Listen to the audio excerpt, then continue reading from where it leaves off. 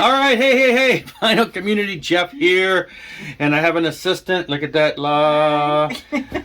This is going to be a contest entry for MGK Boston, Mike and Patty's Push to 400 subscriber contest.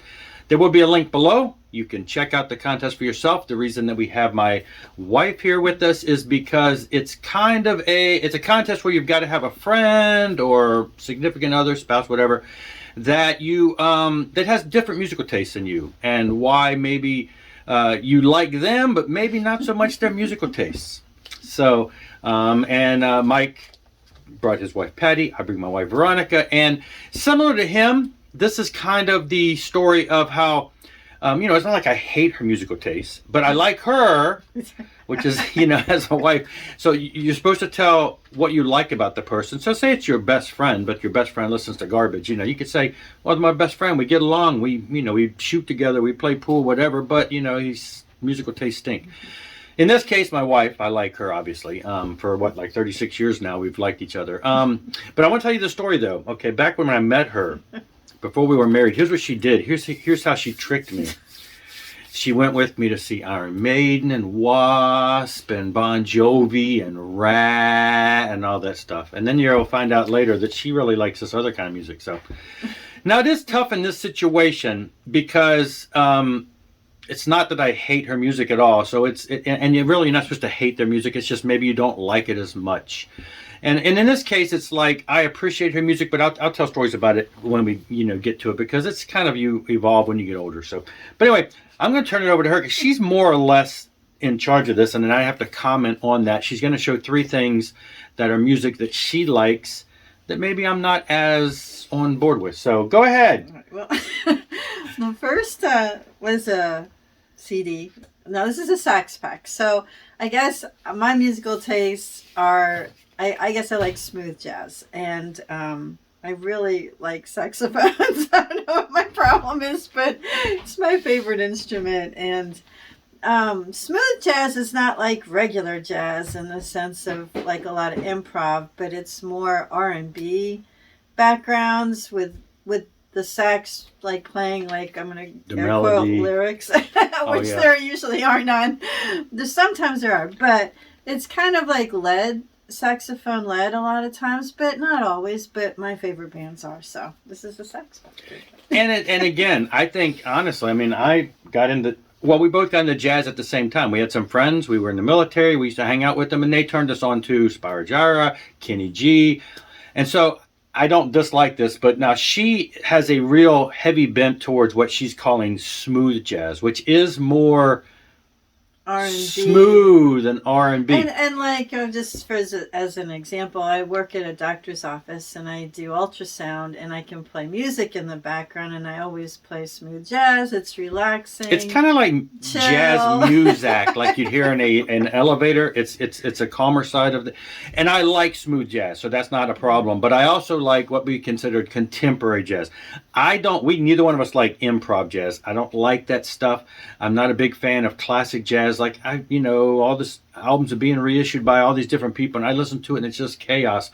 But I like jazz that's also guitar bent, a little more leaning towards that, drum heavy, Billy Cobham, the guitar stuff, Spyro Gyra, which is also very much led by a saxophone player. Mm-hmm. But in this case, this is all real smooth.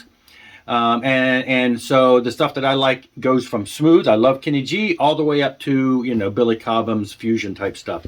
And fusion, not improv. Anyway, so yeah, I like jazz, but she definitely listens to it a lot more than me. So that's there. So next. So again, here we go. I love Chicago. They're like one of my super favorites. Again, there's a lot of horns in here and saxophone, but horns. And I just really, I don't know, one of my favorite bands. I don't know. And I took her to see Chicago. Hey, it was fun. A few years ago. And again, I don't not like Chicago, but here's why I'm going to give a little explanation. In the 80s, 70s and 80s, when these guys were top of the line, mm-hmm. I was an 80s metalhead, and if it wasn't 80s metal, I didn't like it. So Chicago.